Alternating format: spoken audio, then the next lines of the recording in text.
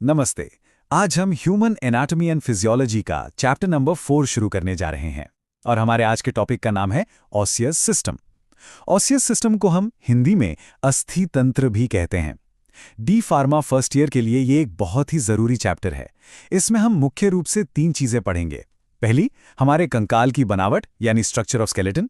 दूसरी, जोड़ों का वर्गीकरण मतलब क्लासिफिकेशन ऑफ जॉइंट्स। और तीसरी, जोड़ों से जुड़ी बीमारियां यानी डिसऑर्डर्स ऑफ जॉइंट्स। तो चलिए शुरू करते हैं।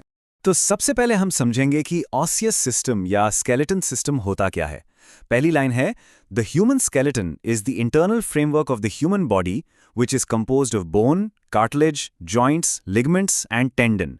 इसका मतलब ये होता है कि जो मानव कंकाल है वो हमारे शरीर का एक अंदरूनी ढांचा है, एक फ्रेमवर्क है। और ये किन चीज़ों से मिलकर बना है? ये बना है बोन यानी हड्डी से, कार्टिलेज यानी उपास्थि से, जॉइंट्स यानी जोड़ों से, लिगामेंट्स और टेंडन से। अगली line, it makes about 20% of the body weight. हमारे शरीर का जो कुल वजन है उसका लगभग 20% हिस्सा हमारे कंकाल का होता है। The human skeletal system has 2 divisions, the axial skeleton, the appendicular skeleton. इसका मतलब है कि मानव कंकाल तंत्र को 2 मुख्य भागों में बांटा गया है। पहला है द एक्सियल स्केलेटन जिसे अक्षीय कंकाल कहते हैं, और दूसरा है द अपेंडिकुलर स्केलेटन जिसे उपांगीय कंकाल कहते हैं। चलिए अब कुछ परिभाषाएं देखते हैं। पहला है बोन। ये एक rigid connective tissue that protects body organs and provide support to the body. सरल शब्दों में बोन या हड्डी एक बहुत ही कठोर संयोजी ऊतक है। इसका काम शरीर के अंगों की रक्षा करना और शरीर को सहारा देना है। दूसरा है कार्टिलेज। ये एक non vascular supporting connective tissue. इसका मतलब है कि कार्टिलेज एक ऐसा सहायक ऊतक है जिसमें रक्त वाहिकाएं नहीं होती। तीसरा, ligaments, fibrous tissue connecting one bone to another. Ligament एक रेशेदार ऊतक होता है जो एक हड्डी को दूसरी हड्डी से जोड़ने का काम करता है। चौथा है joints, the point where 2 bones make contact and it help in bending. Joints या जोड़ वो जगह होती है जहां 2 हड्डियां आपस में मिलती हैं और ये हमें मुड़ने में मदद करते हैं। और आखिर में tendons, tough rope like fibrous connective tissue that connects muscle to the bone. Tendon एक मजबूत रस्सी जैसा ऊतक होता है जो हमारी मांसपेशियों को हड्डियों से जोड़ता है। अब हम एक्सियल स्केलेटन यानी अक्षीय कंकाल को विस्तार से पढ़ेंगे। The axial skeleton forms the main axis of the body and protects the brain, spinal cord and thoracic organs. इसका मतलब है कि अक्षीय कंकाल हमारे शरीर की मुख्य धुरी बनाता है और इसका काम हमारे नाजुक अंगों जैसे मस्तिष्क, रीढ़ की हड्डी और छाती के अंगों की रक्षा करना है। It contains a total of 80 bones. अक्षीय कंकाल में कुल 80 हड्डियां होती हैं। इनको हम 3 भागों में पढ़ते हैं। पहला, स्कल बोन यानी खोपड़ी। दूसरा, वर्टिब्रल कॉलम यानी रीढ़ की हड्डी। और तीसरा, थोरासिक केज जिसे वक्ष पिंजर कहते हैं। चलिए स्कल बोन से शुरू करते हैं। Skull bones are flat and are joined together by strong interlocking joints known as sutures. खोपड़ी की हड्डियां चपटी होती हैं और ये सूचर्स नाम के मजबूत इंटरलॉकिंग जोड़ों से जुड़ी होती हैं। Only mandible bone is movable. खोपड़ी में केवल एक ही हड्डी है जो हिल सकती है और वो है मैंडिबल यानी हमारे निचले जबड़े की हड्डी। It is composed of 22 bones. खोपड़ी में कुल 22 हड्डियां होती हैं। इन्हें 2 समूहों में बांटा गया है। पहला, the cranial bones, 8 bones.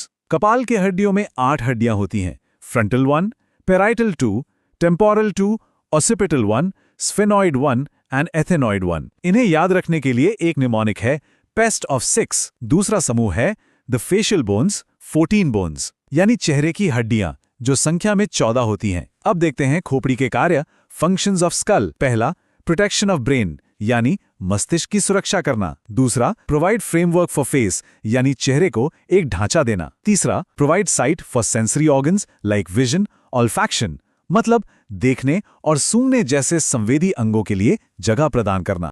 अब हम खोपड़ी के सूचर्स के बारे में पढ़ेंगे। ये 4 मुख्य प्रकार के होते हैं। पहला है coronal suture, between parietal and frontal bone. Coronal suture हमारे पैराइटल और फ्रंटल बोन के बीच में होता है। दूसरा है sagittal suture, between 2 parietal bones in the mid line. Sagittal suture दोनों पैराइटल हड्डियों को बीच में जोड़ता है। तीसरा है lambdoid suture, between parietal and occipital bone. Lambdoid suture parietal और ऑक्सिपिटल बोन के बीच में होता है। और चौथा है squamous suture, between parietal and temporal bone. Squamous suture parietal और टेम्पोरल बोन के बीच में होता है। अब बात करते हैं एसोसिएटेड बोन्स की। इसमें दो तरह की हड्डियां आती हैं। पहली ईयर ऑसिकल्स, जो कान की हड्डियां हैं। इसमें मेलियस, इनकस और स्टेपीज आती हैं, जो सुनने में मदद करती हैं। और दूसरी है हायोइड बोन, जो हमारी जीभ के आधार पर मौजूद होती है। चलिए अब आते हैं वर्टिब्रल कॉलम पर, जिसे हम रीढ़ की हड्डी या स्पाइन भी कहते हैं। It is also known as spine, composed of 26 bones called vertebrae. इसमें 26 हड्डियां होती हैं, जिन्हें वर्टिब्रा कहते हैं। Infants have 33 bones which later fuse to form 26 bones. शिशुओं में 33 हड्डियां होती हैं, जो बाद में कुछ जुड़कर 26 रह जाती हैं। वर्टिब्रल कॉलम को 5 क्षेत्रों में बांटा गया है। सर्वाइकल में 7, थोरैसिक में 12, लंबर में 5, सैक्रल में 1, फ्यूज्ड और कॉक्साइजियल में 1, फ्यूज्ड। इसे याद रखने का एक निमोनिक है breakfast at 7, lunch at 12, dinner at 5। इसका मतलब है 7 सर्वाइकल वर्टिब्रे, 12 थोरैसिक वर्टिब्रे और 5 लंबर वर्टिब्रे। तो हमारी रीढ़ की हड्डी के कार्य क्या हैं? Functions of vertebral column. पहला, प्रोटेक्शन ऑफ स्पाइनल कॉर्ड, यानी रीढ़ की हड्डी की सुरक्षा करना।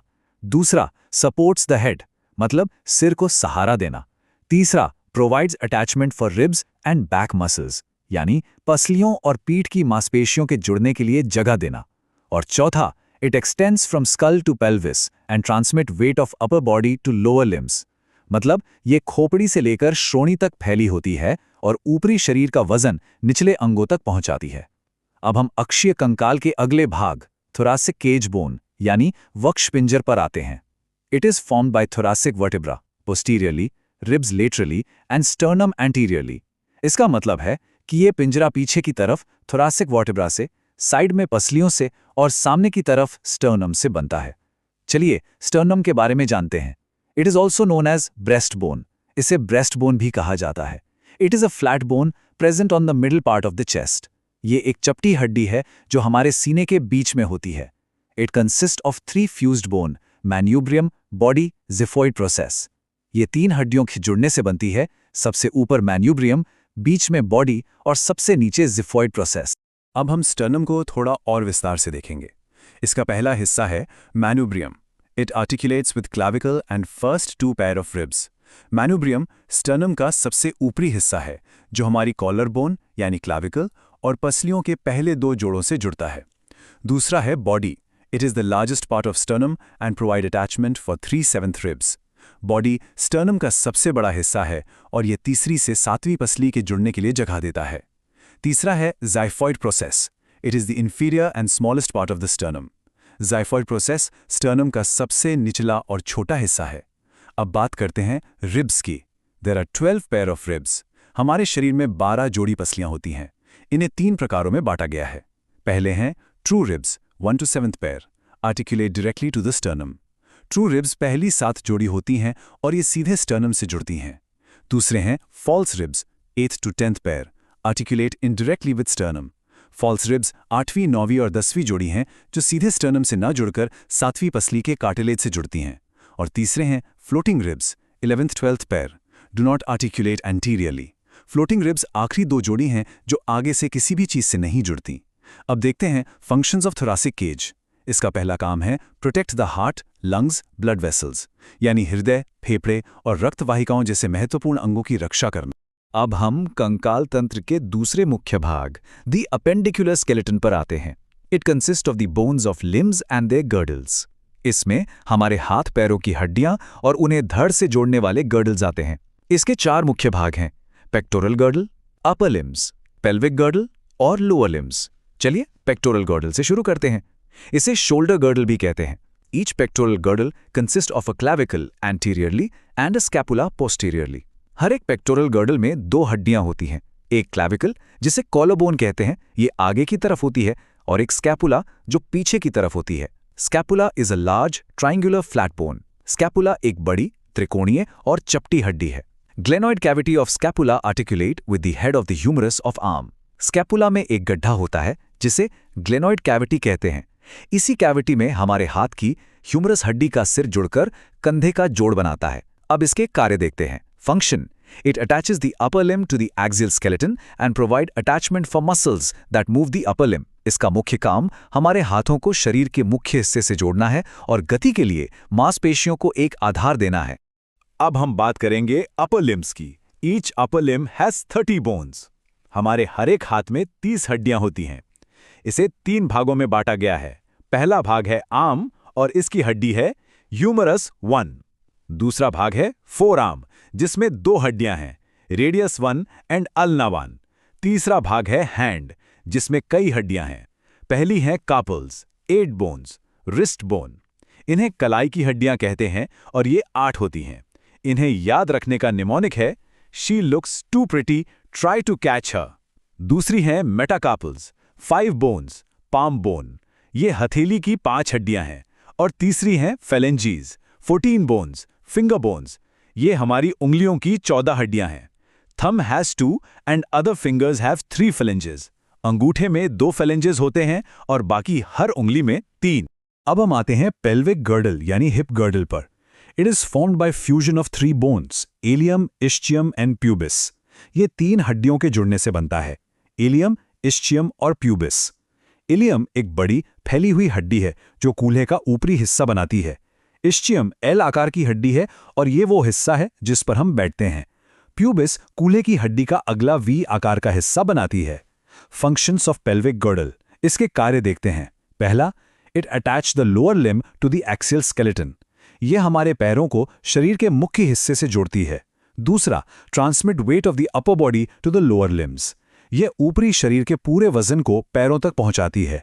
और तीसरा, supports the visceral organs of the pelvis. ये पेट के निचले अंगों को सहारा और सुरक्षा देती है।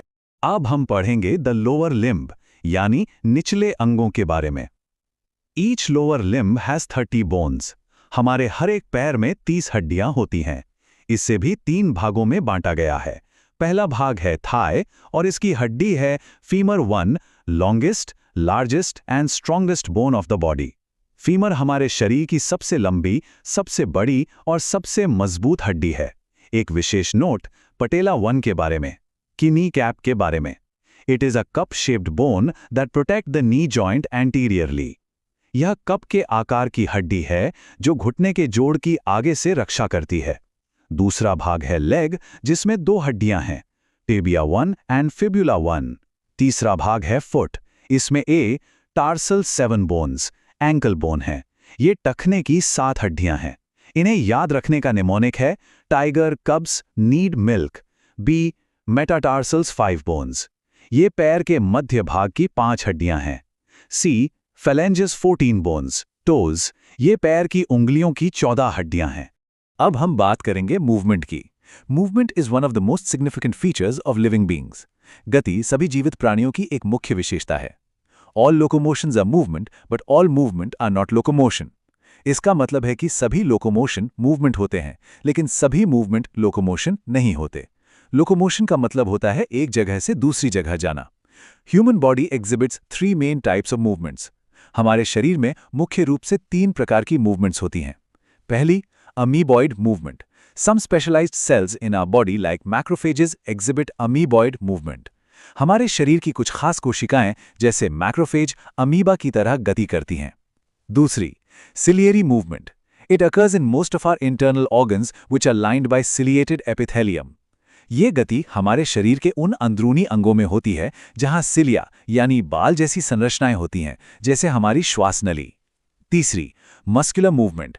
Contraction and relaxation of muscles are required for muscular movement like movement of our limbs, jaws, etc. हमारे हाथ, पैर, जबड़े आदि की गति के लिए मांसपेशियों का सिकुड़ना और फैलना जरूरी होता है। हमारा अगला विषय है जॉइंट्स, आर्टिकुलेशंस। जोड़ों के अध्ययन को आर्थ्रोलॉजी कहते हैं और जब किसी खराब जोड़ को बदला जाता है तो उस प्रक्रिया को आर्थ्रोप्लास्टी कहते हैं। Classification of joints. जोड़ों को 2 आधारों पर वर्गीकृत किया जाता है। पहला है फंक्शनल क्लासिफिकेशन। इसमें 3 प्रकार हैं। ए, सिनआर्थ्रोसिस, इमूवेबल जॉइंट्स। ये अचल जोड़ होते हैं, मतलब ये बिल्कुल नहीं हिलते। B, amphiarthrosis, slightly movable joints. ये ऐसे जोड़ हैं जो थोड़ा बहुत हिल सकते हैं। सी, डिआर्थ्रोसिस, फ्रीली मूवेबल जॉइंट्स। ये पूरी तरह से चल जोड़ होते हैं। अब देखते हैं स्ट्रक्चरल क्लासिफिकेशन। पहला प्रकार है fibrous joint. Bones are held together by dense fibrous connective tissue. These joints are immovable. इन जोड़ों में हड्डियां मजबूत फाइबर से जुड़ी होती हैं और हिलती नहीं हैं। इसके 3 प्रकार हैं: सूचर्स, सिंडेस्मोसिस और गोम्फोसिस। दूसरा प्रकार है cartilaginous joint. Bones are held together by cartilage. These joints are also not highly movable. इन जोड़ों में हड्डियां कार्टिलेज से जुड़ी होती हैं। ये भी ज्यादा गतिशील नहीं होते। इसके 2 प्रकार हैं, सिंकोंड्रोसिस और सिम्फ्यूजिस। अब हम तीसरे प्रकार के जोड़ साइनोवियल जॉइंट के बारे में पढ़ेंगे। These are characterized by the presence of a fluid-filled synovial cavity between the articulating surfaces of the bones. इन जोड़ों की सबसे बड़ी विशेषता यह है कि इनमें हड्डियों के बीच एक तरल पदार्थ से भरी synovial cavity होती है। This fluid helps in lubrication and movement of joint. ये तरल पदार्थ जोड़ों को चिकनाई देता है और उन्हें आसानी से हिलने डुलने में मदद करता है। Types of synovial joint. चलिए इसके प्रकार देखते हैं। पहला, ball and socket joint, easy shoulder joint. इसमें एक हड्डी का गेंद जैसा सिरा दूसरी हड्डी के कप जैसे सॉकेट में फिट हो जाता है। उदाहरण के लिए हमारे कंधे का जोड़। दूसरा, hinge joint, easy knee joint, elbow joint. ये एक दरवाजे के कब्जे की तरह काम करता है और केवल एक ही दिशा में गति करने देता है, जैसे हमारे घुटने और कोहनी का जोड़। तीसरा, ग्लाइडिंग जॉइंट। इसमें हड्डियां एक दूसरे पर फिसलती हैं। चौथा, पिवट जॉइंट, ये हमें घूमने वाली गति करने देता है। और पांचवा, कॉन्डिलॉइड जॉइंट, जो हमें 2 दिशाओं में गति करने देता है। साइनोवियल जोड़ों का छठा और अंतिम प्रकार है saddle joint, easy base of thumb. इसमें जुड़ने वाली हड्डियां इस तरह फिट होती हैं जैसे कोई घुड़सवार काठी पर बैठा हो। इसका सबसे अच्छा उदाहरण हमारे अंगूठे के आधार पर मौजूद जोड़ है। अब आप इस डायग्राम में सभी प्रकार के साइनोवियल जोड़ों को एक साथ देख सकते हैं। सबसे पहले है पाइवट जॉइंट, जो घूमने में मदद करता है। फिर है हिंज जॉइंट, जो एक ही दिशा में गति देता है। यह है सैडल जॉइंट, जैसा हमने अंगूठे में देखा। ये कॉन्डिलॉइड जॉइंट है। ये प्लेन या ग्लाइडिंग जॉइंट है, जिसमें हड्डियां एक दूसरे पर फिसलती हैं। और आखिर में बॉल एंड सॉकेट जॉइंट, जो हमें सबसे ज्यादा गति की आजादी देता है। अब हम अपने अंतिम विषय हड्डी और जोड़ों के सामान्य विकारों पर आते हैं, disorders of bone and joints. पहला, arthritis, inflammation of the joint. इसका सीधा सा मतलब है जोड़ में सूजन। दूसरा, rheumatoid arthritis. It is an autoimmune disorder. यह एक ऑटोइम्यून बीमारी है जिसमें शरीर की अपनी ही प्रतिरक्षा प्रणाली जोड़ों पर हमला करने लगती है। तीसरा, osteoarthritis. It is a wear and tear arthritis which is associated with ageing. यह उम्र के साथ कार्टिलेज के घिसने से होती है।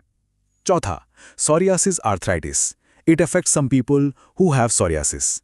यह त्वचा की बीमारी सोराइसिस से पीड़ित कुछ लोगों को प्रभावित करता है। पांचवा, bursitis. It is a painful condition that involves inflammation of the small, fluid-filled sacs called bursa. यह जोड़ों के पास मौजूद बर्सा नामक छोटी तरल पदार्थ से भरी थैलियों में सूजन आने की दर्दनाक स्थिति है। और छठा, gout. It occurs when uric acid crystals accumulate in the joint, causing inflammation and intense pain.